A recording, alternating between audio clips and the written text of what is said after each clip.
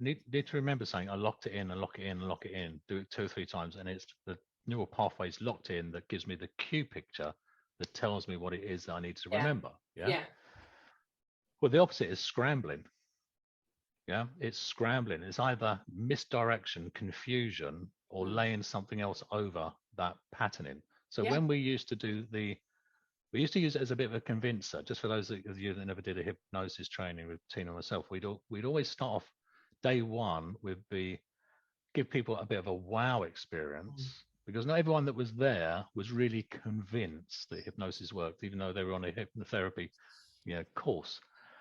And one of the most wow experiences you can have on a course like that is to be hypnotized in the first 10, 15 minutes. So we would almost like turn it into a very quick stage show by telling stories about, sometimes we might have done trainings before and we'd hypnotize people within the first 10 minutes so their feet are stuck to the ground. So when they stand up, they can't move, can you?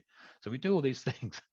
And I was always surprised every single time where so many people in the room listen to the suggestions and were now stuck to their chairs or stuck sitting down. Yeah. Or even just telling the stories about, the numbers, missing getting numbers. the hands stuck and getting the hands stuck. Yeah. So people are really highly suggestible. So don't underestimate the power of a direct suggestion.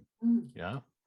Although we had a context where we're teaching hypnosis, there's an expectation we're going to be hypnotized. And we say we are both hypnotists. So we would give people these really incredible wow experiences at the very beginning. Yeah.